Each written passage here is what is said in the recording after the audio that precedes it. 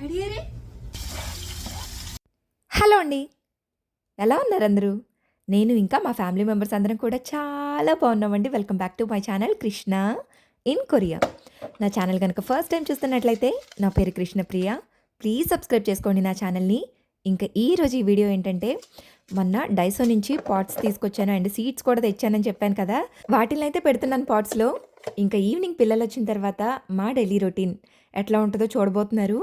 So video నచ్చినట్టయితే ఒక like ఇవ్వండి. దీనివల్ల వీడియో ఇంకొంతమందికి రీచ్ అవుతుంది. అలాగే పక్కనే ఉన్న గంట సింబల్ని ఎనేబుల్ చేసుకోండి. దీనివల్ల ఫ్యూచర్లో ఏ కొత్త వీడియో పెట్టినా సరే మీకు నోటిఫికేషన్ వస్తుంది. లేట్ చేయకుండా వీడియోలోకి అయితే వెళ్ళిపోదామా? Let's get in to the video.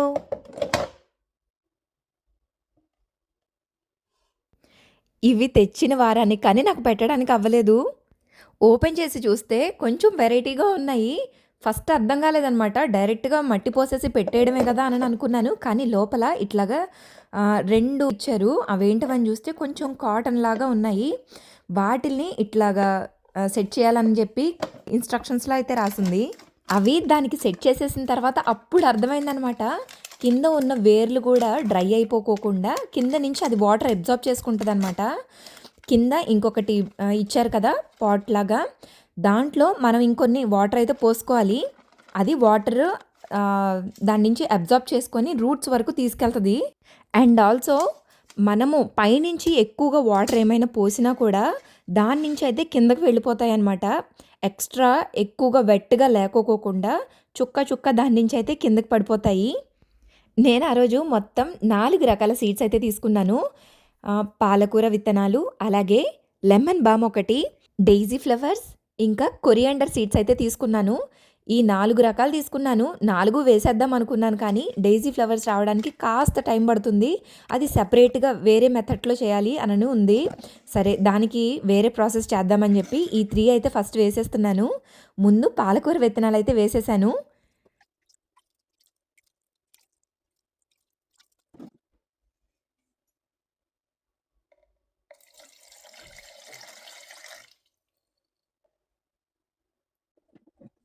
నాకు తెలిసి పాలకూరకి ఇదైతే సరిపోదు. వేరేది ఇంకొకటి పెద్దది ఖచ్చితంగా తీసుకోవాల్సిందే. ఇన్కేస్ అవి బాగా స్ప్రౌట్ అయ్యి చక్కగా గుబురుగా పెరుగుతుంటే కనుక ఖచ్చితంగా ఇంకొకటి పెద్ద పాట్ అయితే తీసుకొని మళ్ళీ రీప్లాంట్ చేసుకోవాల్సిందే.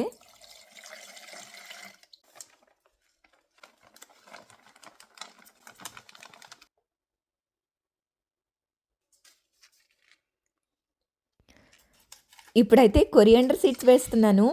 మామూలుగా మన ఇంట్లో ధనియాలు ఉంటాయి కదా, అవి వేసినా కూడా వస్తాయి అని అంటారు. కానీ నేను ట్రై చేశాను, బట్ నాకైతే అవి ఎప్పుడు స్ప్రౌట్ అవ్వలేదు. సరే, ఈసారి ఇట్లా ట్రై చేద్దాము అని చెప్పి ఇవైతే తీసుకున్నాను. అండ్ వేసిన సాయిల్ ఉంది చూసారా, అదైతే అసలు ఎంత భలే ఉంది, పొడి పొడిలాడుతూ ఉంది. మట్టిగా ముద్ద ముద్దలాగా లేదు, అసలు చాలా పొడి పొడిగా ఉందన్నమాట. చాలా ఈజీగా కూడా స్ప్రౌట్ అవుతున్నాయి.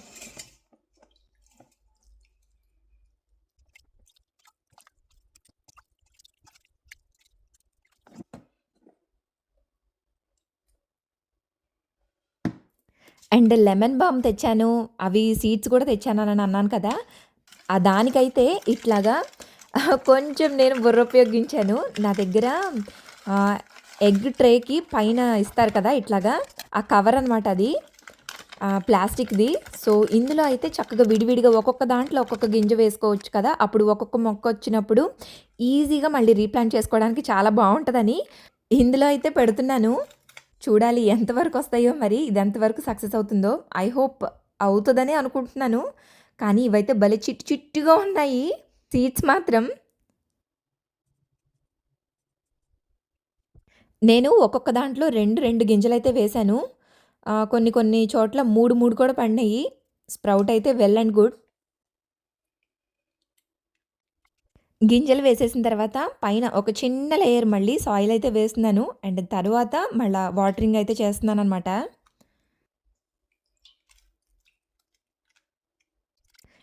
ఇవి పెట్టేటప్పుడు మళ్ళీ ఇంకొక ఆలోచన కూడా వచ్చింది. నా దగ్గర మెంతులు ఉన్నాయి, సరే మెంతులు కూడా వేద్దాము, మెంతి కూర వస్తుంది కదా చూద్దామని చెప్పి మెంతులు కూడా వేస్తున్నాను. మెంతులు అయితే చక్కగా వస్తాయి, నేను ట్రై చేస్తూనే ఉంటాను. మెంతులు వేసినప్పుడల్లా మంచిగా స్ప్రౌట్ అవుతాయి అనమాట. అసలు మెంతుల్ని ఇంకా మంచిగా ముందే నానబెట్టుకొని అవి కొంచెం చిన్న మొలకొచ్చినప్పుడు గనక మనం ఇలాగ పాట్స్‌లో వేసుకుంటే ఇంకా ఫాస్ట్‌గా పెరుగుతాయి. బట్ ఇప్పుడైతే నానబెట్టే అంత టైం లేక నేను మామూలు మెంతులు పైన వేసేసాను. టోటల్‌గా వేసిన విత్తనాలైతే ఇవి. మెంతులు, పాలకూర విత్తనాలు, అలాగే కొత్తిమీర, లెమన్ బామ్ విత్తనాలు ఇవైతే వేశాను. ఈ 4 బాగా వస్తాయనే అనుకుంటున్నాను.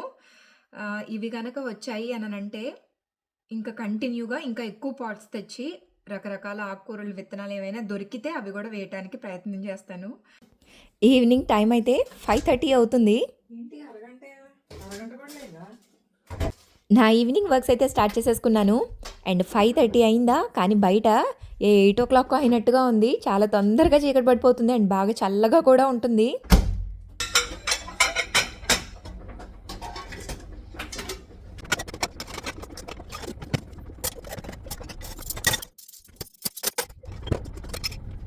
పిల్లలైతే స్కూల్ నుంచి ఇంకా రాలేదు. ఎవ్రీ మండే అలాగే వెన్స్‌డే, థర్స్‌డే ఈ 3 రోజులు ఆఫ్టర్ స్కూల్ యాక్టివిటీ ఉంటుంది పిల్లలకి. సో, ఆ రోజుల్లో పిల్లలు ఇంటికొచ్చేసరికి 6:00 అవుతుంది దగ్గర దగ్గర. వచ్చేసారే నా పిల్లలే. Good evening.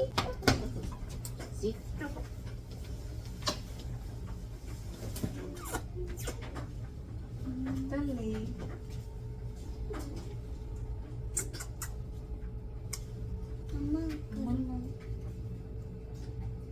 ఏమైంది? నొప్పుడుతుందా? ఓ ఓ ఓ ఓ ఓ కలపొద్దు కలపొద్దండి. కలపొద్దురా ప్లీజ్. Please please. తల్లి గుడ్ ఈవినింగ్.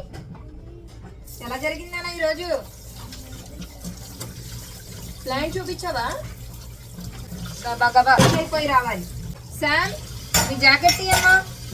తీసి హ్యాంగర్కి తగిలిచ్చేసేయండి. హుడ్డీస్ అన్ని వాషింగ్ మిషన్లో వేయండి.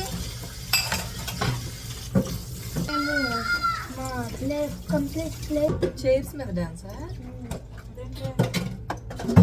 అంటే జస్ట్ ఎక్కి దిగిపోతాం, ఎందుకంటే అవి చాలా ఓల్డ్ బెంచెస్ విరిగిపోతాయి.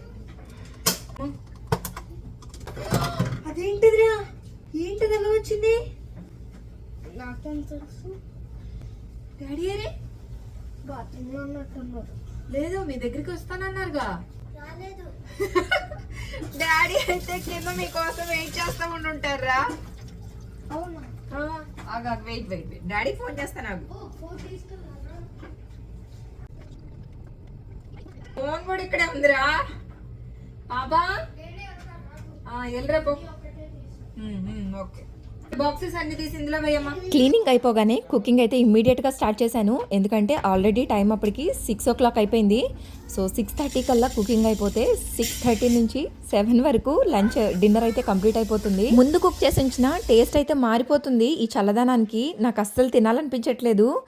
అందుకని చెప్పి అప్పటికప్పుడు కుక్ చేసిందే పిల్లలకి పెట్టడానికి ప్రిఫర్ చేస్తున్నాను. ఏమేమి పెట్టాను చెప్పండి. చెప్పండి, గెస్ చేయండి. యాండి మీరు ఇంకా గెస్ చేయలేదు.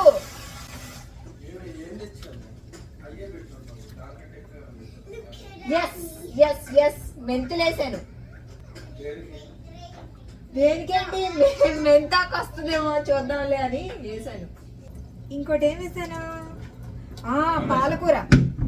ఏమండి, నాకు తెలిసి పాలకూరకి చిన్నదైపోద్దండి పాట్. వస్తాయి కదా, వచ్చిన తర్వాత చూసి పెద్దది తీసుకుందాం బాగా వస్తుంటే. ఇంకా ఉన్నాయి పెద్దవి. ఏమైందిరా?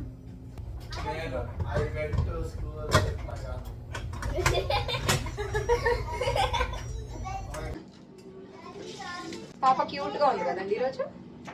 ఏమండి, పాప క్యూట్ గా ఉంది ఈరోజు. ఎంత నీట్ గా ఉంది, బంగారు తల్లెల్లా ఉంది. పాప ఈజ్ బ్యాక్. కొత్త తీసుకోండి. సిజర్స్ ఎందుకు? అమ్మ నేనేమో నువ్వేంటి బొట్టు పెట్టుకోలే? బొట్టు పెట్టరా?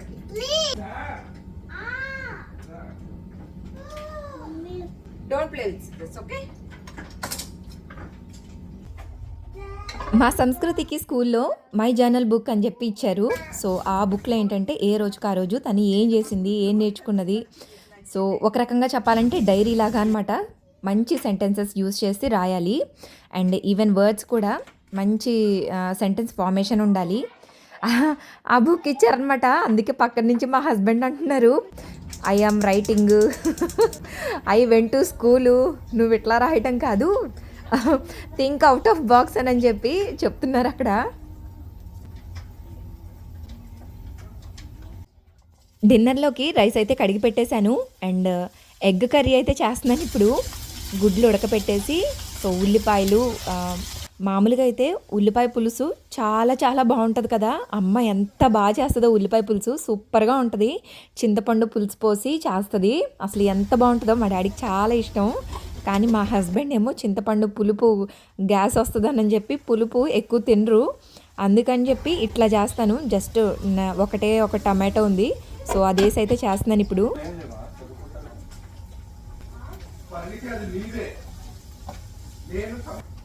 నేను ఎలా చేస్తానంటే కొంచెం ఆయిల్ వేసేసుకుంటాను, దాని తర్వాత జీలకర్ర ఒక్కటే వేస్తాను, ఇంకా మిగతా తాలింపు దినుసులు అవి ఏమి వేయను. జీలకర్ర వేసి అది చిటపటమన్న తర్వాత కట్ చేసి పెట్టుకొని ఉన్న ఉల్లిపాయలు పచ్చిమిరపకాయలు వేసి అవి చక్కగా ఫ్రై అవుతున్నప్పుడు అందులో కాస్త ఉప్పు పసుపు వేసేసుకుంటాను. ఇంకాస్త ఫ్రై అయిన తర్వాత టొమాటో యాడ్ చేసేసుకుంటాను. టొమాటో బాగా మగ్గాలి, బాగా మగ్గకపోతే నాకు అసలు ఆ టేస్టే నచ్చదు. అట్టర్ ఫ్లాప్ అయిపోయినట్టే కర్రీ మాత్రం. టొమాటో చక్కగా మగ్గిన తర్వాత బాయిల్డ్ ఎగ్స్ యాడ్ చేసేసుకొని అందులో కొంచెం వాటర్ పోసుకుంటాను, కాస్త గ్రేవీ వస్తుందని. లేకపోతే కొంతమంది ఈ స్టేజ్లోనే దించేసుకుంటారు కూడా కారం అది వేసేసుకొని. అండ్ నా దగ్గర పార్స్లీ కూడా ఉంది కదా, సో దాన్ని అయితే ఫుల్గా దట్టించాను. ఫైనల్గా కర్రీ అయితే రెడీ అయిపోయింది. ఇక్కడ మా బుడ్డాడ ఆనందానికి అయితే అవ్వదులే లేవు. ఎగ్ కర్రీ అని చెప్పి తెగ సంతోషపడిపోతున్నాడు. ఇదిగో ఎగ్ కర్రీ.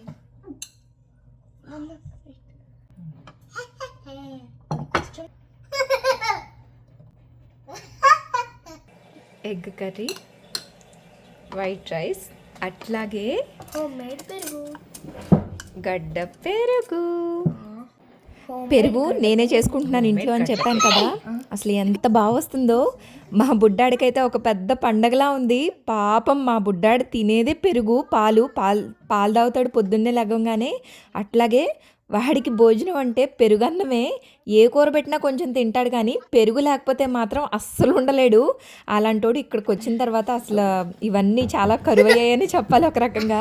అందుకని తెగ సంతోషపడిపోతున్నాడు. ఎంత బాగా తోడుకుందో పెరుగు.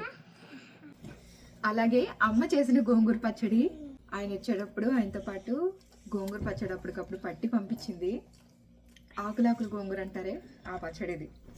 నేను ఇట్లా పచ్చళ్ళకి తాలింపు పెట్టేటప్పుడు వేరుశనగ నూనె వాడతాను, అది లేదు కదా, ఇంకా తాలింపు కూడా నాకు పెట్టుకోవాలనిపించలేదు, డైరెక్ట్గా ఇలాగే కలుపుకొని తినేస్తున్నాను. ఇదిగో చూసారు, అన్నం చేతులకి ఇలా అంటుకుపోతూ ఉంటుంది. అందులో కాస్త గోంగూర పచ్చడి కలుపుకుందాం అన్నా కూడా రాదన్నం. కదా